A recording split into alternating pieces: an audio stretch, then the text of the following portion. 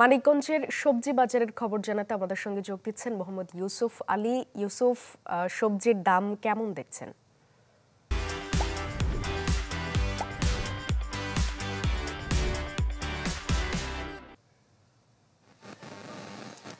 ছাদিয়া যদিও শীতকাল এখন শেষের দিকে, তারপরও সবজি দামটা মোটামুটি বাজারে কমই রয়েছে। যে পুরো শীতকালে কিন্তু এবারে সবজির যে দাম সেটা কিন্তু বা ক্রেতারা বলছেন তাদের একদম নাগালের মধ্যেই ছিল। আমি যদি একটু এখন দেখাই যে মানিকগঞ্জ বাস্টের বাজার যে সবজি বাজার রয়েছে, সেই সবজি বাজার কিন্তু রয়েছে।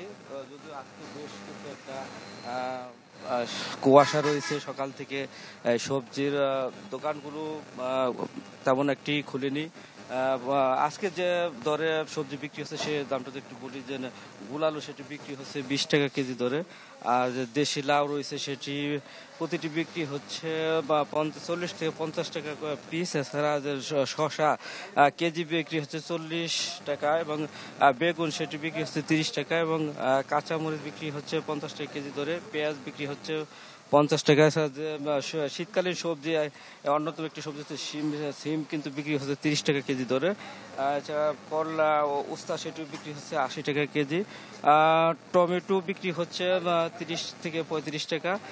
আর ফুলকপি যেটি এবার সবচেয়ে কম দামে বিক্রি হয়েছে এই পুরো শীতকালে, এখন ফুলকপি 15 থেকে 20 টাকা পিস বিক্রি হচ্ছে। এছাড়া অন্যতম আরেকটি সবজি হচ্ছে গাজর প্রতি কেজি বিক্রি হচ্ছে 30 টাকা।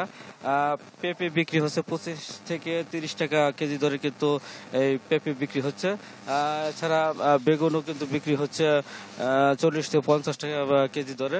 অর্থাৎ মোটামুটি যে সবজির শীতকালে যে সবজি রয়েছে সেগুলি কিন্তু মোটামুটি ক্রেতাদের ক্রয় সীমার মধ্যেই রয়েছে।